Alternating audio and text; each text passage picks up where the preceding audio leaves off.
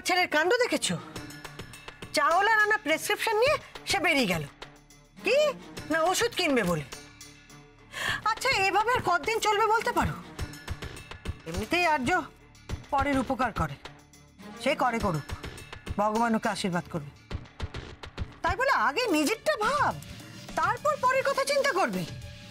সেদিন খাবার টেবিলে সবাই এত করে বোঝালো, চাকরি করার কথা বললো, কারো কথাই শুনলো না।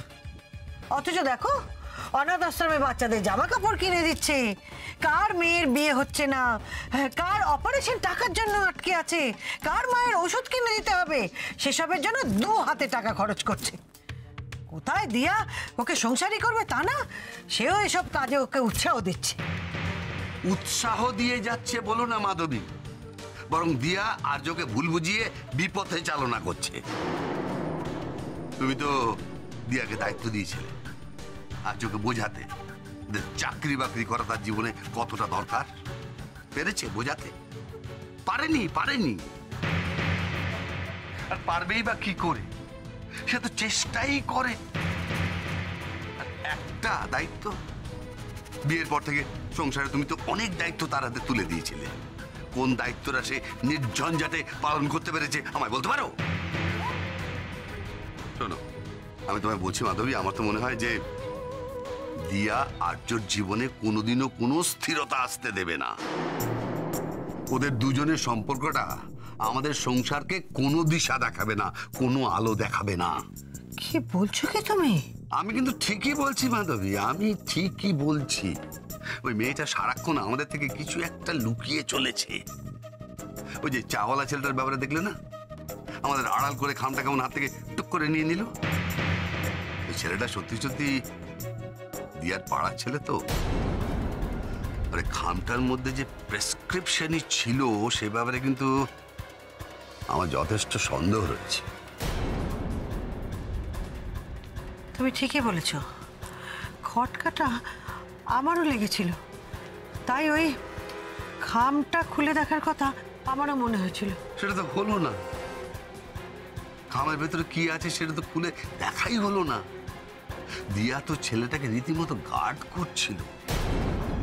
আমাকে মনে হয় জানো, ওই ছেলেটা বলতে চাইছিল এক কথা, আর দিয়া ওর মুখের কথা কেড়ে নিয়ে আমাদের কাছে বলছিল অন্য এক। আমাকে মনে হয় জানো, আর্য কোনো কিছুর একটার মধ্যে জড়িয়ে পড়েছে, আর দিয়া তার সবটা জানে, সব।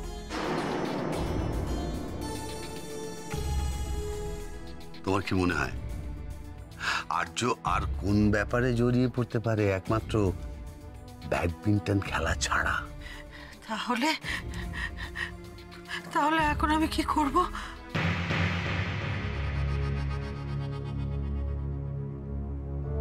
আমি বলি কি,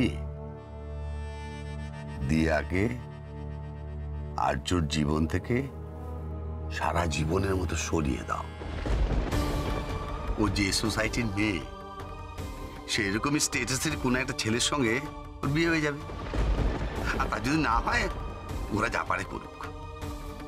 ওদের মেয়ে, ওর বাবা মা ভাববে। আমরা শুধু আমাদের ছেলে আর্যর জীবন নিয়ে চিন্তা করব,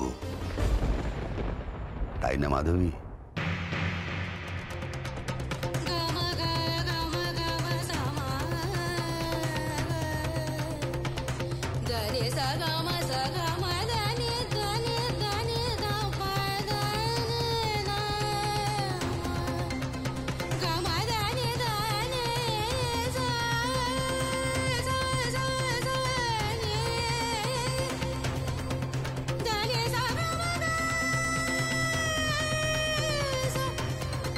রাধা মাধবের সামনে টাকাটা আমি তোমার হাতে তুলে দিলাম দিয়া।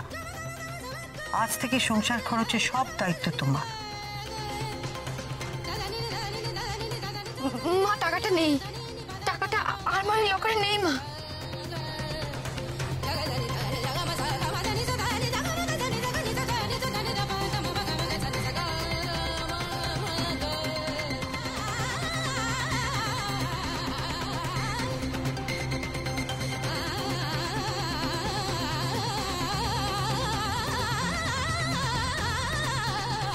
মা আমি তোমায় কথা দিচ্ছি, আমি তোমার আর ওনার সব দূরত্ব মুছে দেব। মা এই সংসারটা তো এখন আমারও, আমি প্রাণ দিয়ে এই সংসারের সবাইকে একসঙ্গে বেঁধে রাখবো।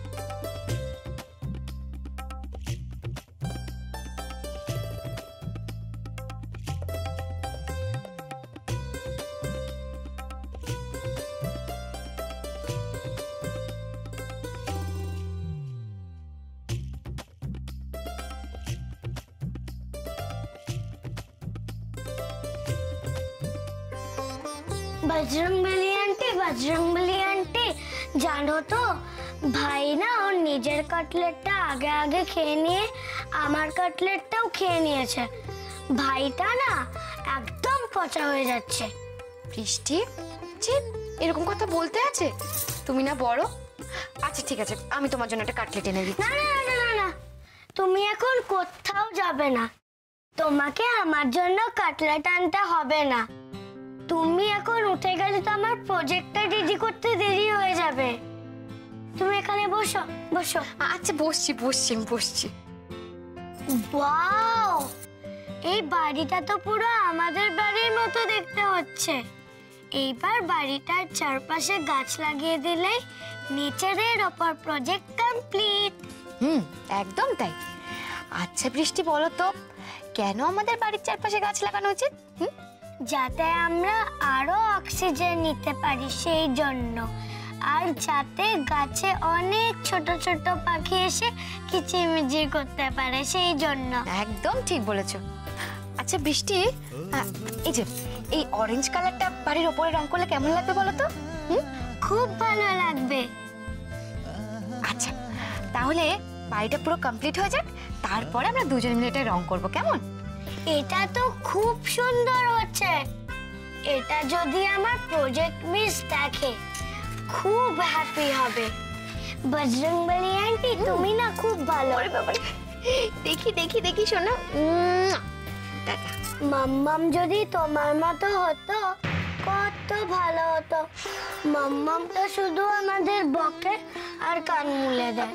বৃষ্টি এমন কথা বলতে আছে? হ্যাঁ, তোমার মাম্মাম মানে আমার ছোদ্দি ভাই, সে কিন্তু খুব ভালো। হ্যাঁ, তোমরা মাঝে মাঝে একটু বদমাইশি করো, তার জন্য তো তোমাদের বকা দেয়। বৃষ্টি একটা কথা সব সময় মাথায় রাখবে, এই পৃথিবীতে তোমাদের মাম্মাম আর তোমাদের বাবা সব থেকে ভালোবাসে তোমাদের। তোমার থেকেও বেশি ভালোবাসে? হ্যাঁ, আমার থেকেও বেশি ভালোবাসে তো। শোনো বৃষ্টি, তোমরা কিন্তু তোমার মাম্মামকে আর বাবাকে খুব ভালোবাসবে, কখনো দুঃখ দেবে না। কি মনে থাকবে তো? হ্যাঁ মনে থাকবে। জ্ঞান পাবি, লোক পাইনি জন পাইনি, আমার বাচ্চাগুলোকে জ্ঞান দিতে এসেছে।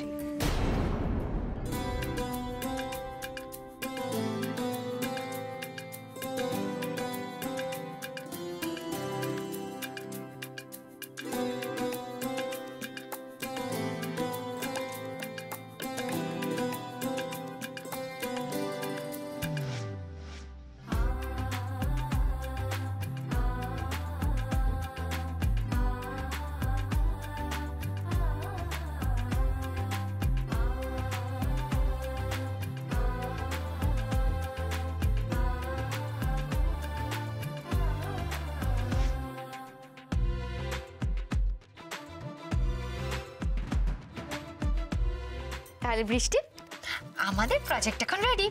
চলো এটা আমরা ব্রাউন পেপার দিয়ে ঢেকে দিই, কেমন? কাল সকালে বৃষ্টি এটাকে নিয়ে স্কুলে যাবে আর অনেক অনেক প্রাইজ নিয়ে আসবে। কি তাই তো?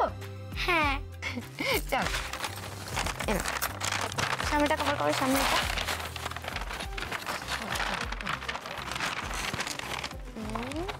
সামনেটা কভার করো, এটা ধরো, এটা ধরো। সত্যি দিয়া, প্রজেক্টটা তুমি খুব সুন্দর বানিয়েছো। কাল সকালে বাড়ির সবাই যখন এটা দেখবে তখন একেবারে প্রশংসায় পঞ্চমুখ হয়ে যাবে, তাই কি?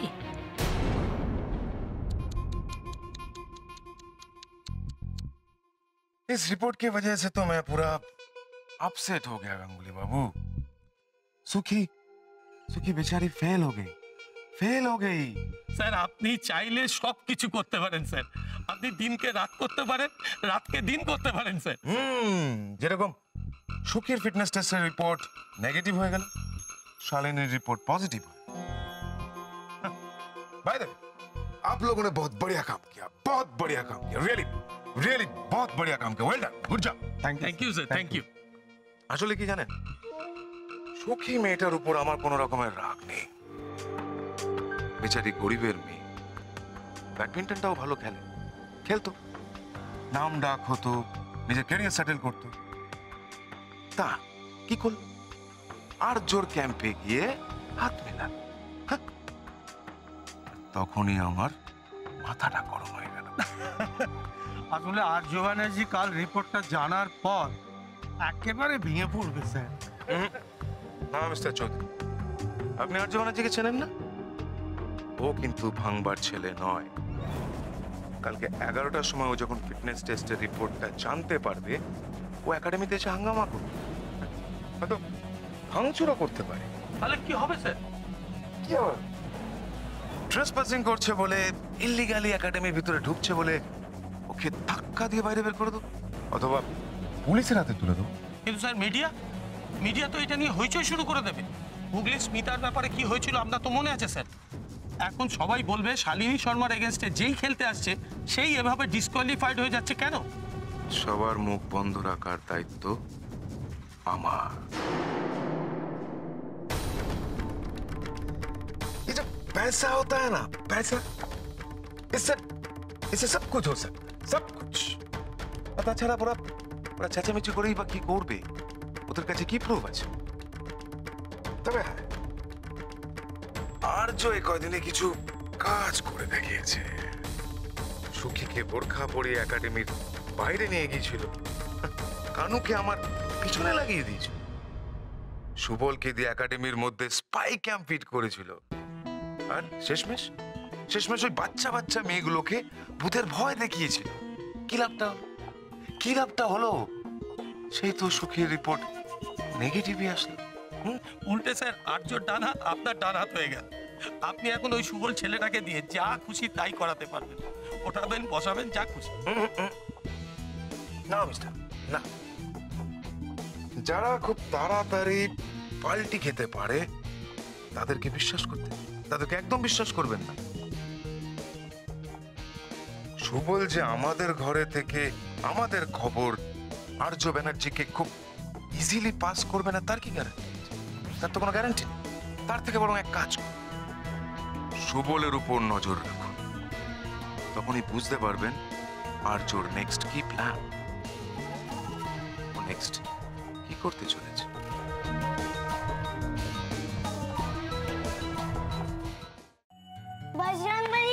বজরংবলী আন্টি তাড়াতাড়ি এসো। কি হয়েছে বাবা? কি হয়েছে? বলো বলো, কি হয়েছে? বজরংবলী আন্টি, এই দেখো আজকে আমি স্কুল থেকে একটা মেডেল পেয়েছি। কাল রাতে তুমি যে প্রজেক্টটা রেডি করে দিয়েছিলে সেটা কম্পিটিশনে ফার্স্ট হয়েছে। সব টিচাররা, সব বন্ধুরা বলেছে ওই প্রজেক্টটা খুব সুন্দর। সবাই ওইটার জন্য ক্ল্যাপসও করেছে। আমি উঠে দাঁড়িয়ে সবাইকে বলেছি যে ওই প্রজেক্টটা বানাতে আমাকে হেল্প করেছে আমার বজরংবলী আন্টি। তাই আমি বাড়ি গিয়ে এই মেডেলটা পরিয়ে দেব আমার বজরংবলী আন্টিকে।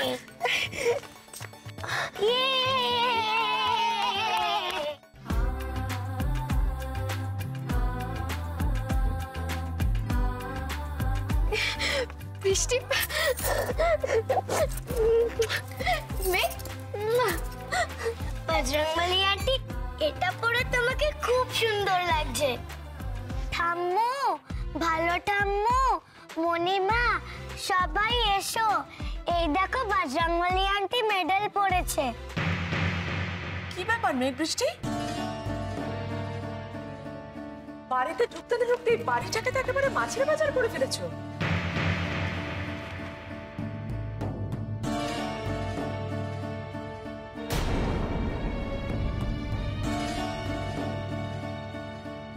রোনাদ বউ সবসময় বাচ্চাদের অত বকাঝকা করিসনি ভাই। ওরা তো স্কুল থেকে প্রাইজ পেয়েছে, আনন্দ করছে, তার মধ্যে তো সর্দারি না করেও চলছে না। ভালো ঠাম্মু, ভালো ঠাম্মু, তুমি জানো আজকে আমার মডেলটা স্কুলের ফার্স্ট প্রাইজ পেয়েছে। আর সেই প্রাইজটাই তুমি বজরংবলী আন্টির গলায় ঝুলিয়ে দিয়েছো, কি তাই না? হ্যাঁ। দেখেছো বৌমা, দেখেছো? দুধের শিশুও জানে কখন কাকে কিভাবে পুরস্কার দিতে হয়। আর আমরা বড়রা সবসময় নিজেদের জেদ বজায় রাখি, মানুষকে তার প্রাপ্য থেকে বঞ্চিত করি। মা, আমার মনে হয় দিয়াকে আজ প্রথম পুরস্কারটা নিহারেরই দেওয়া উচিত। কি রে নিহার, দিয়াকে একটা থ্যাঙ্কস তো জানা। হ্যাঁ দি ভাই, তুমি একদম ঠিকই বলেছো। আমার তো ওকে থ্যাঙ্কস জানানোই উচিত।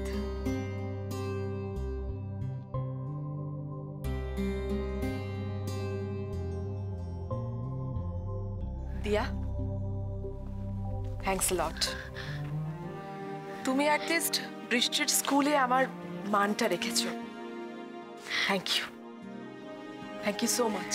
ওই এক বিলিতি কায়দা শিখেছো, থাঙ্কু।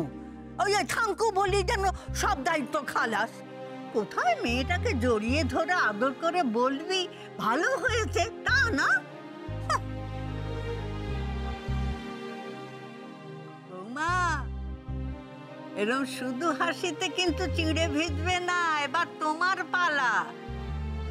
তুমি যে বড় নাত বউকে সংসার দেখাশোনা করার দায়িত্ব দিয়েছিলে, মেঘ বৃষ্টির দেখাশোনার দায়িত্ব দিয়েছিলে, ও কিন্তু অক্ষরে অক্ষরে সব পালন করেছে। আরো একটা জিনিস যেটা আমরা এই 10 বছরে কেউ করতে পারিনি, সেটা কিন্তু ও করে দেখিয়ে দিয়েছে। সেটা কি বলো তো?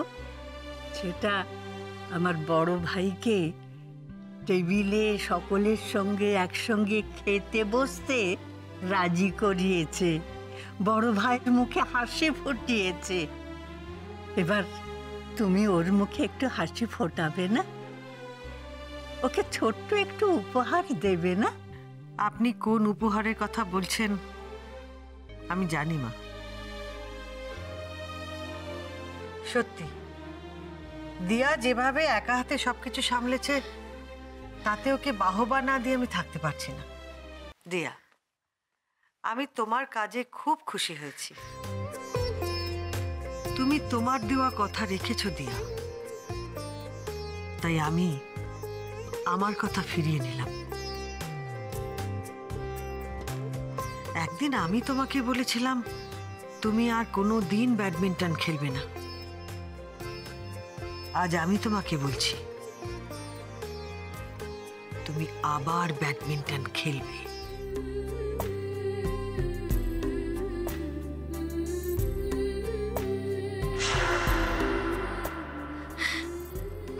মা, মা তুমি সত্যি বলছো? আমি কাল থেকে আবার ব্যাডমিন্টন খেলবো? হ্যাঁ দিয়া, তুমি খেলবে, তুমি খেলবে দিয়া, তুমি আবার খেলবে।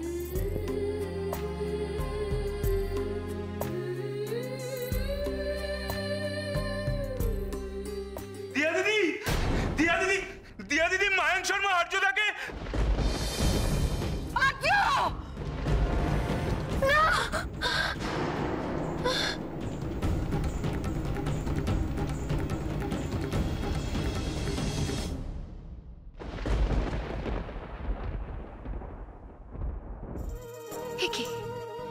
কি দেখলাম আমি?